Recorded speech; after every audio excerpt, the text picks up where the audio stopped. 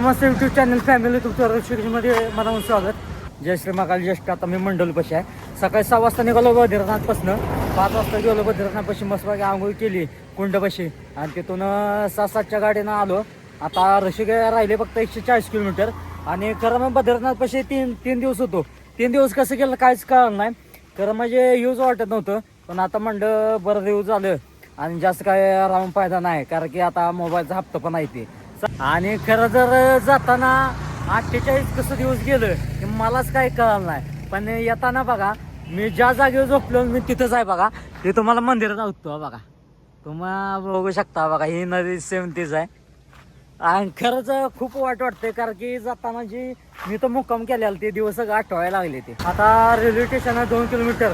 आता रेल्वे आज भेटते का नाही बघितलं पाहिजे. भेटते तर बरं येईल, नाहीतर आजचा दिवस मुक्काम करायला लागणार आहे. आलो इथं रेल्वे स्टेशनमध्ये.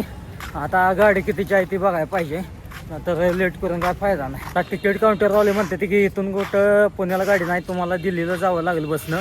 दिल्लीपासून तुम्हाला रेल्वे भेटेल पुण्याला. दिल्ली गाडी भेटली 800 रुपये घेतले सायकलचं माझं 400. आणि त्यात म्हणते दिल्लीपासून पण आपल्याला रेल्वे भेटणार नाही. आता काय बसनं जायचं म्हणलं, आता काय डोक्यावरची केस जायची, कारण की आता बद्रीनाथपासून ऋषिकेशपर्यंत 1000 रुपये घेतला, आता 800. आता तिथून किती घेते ती काय माहिती. आता कंटाळत पण खूपच आला, पाय पण दुखायला लागली ती. आणि त्याचं मग काय खाल्लं पण नाही. रेल्वे आत्ता भेटल्या, आता 7 वाजले. खूप रातभर काय झोपलोच नाही. बघू शकता हे गर्दीन कसा बसलोय बघा. चालतंय, आज आपण येत नव्हतो. आजचा व्हिडिओ कसा वाटलं कमेंट सांगा. लाईक करा, शेअर करा आणि चॅनल सबस्क्राईब नक्कीच करा.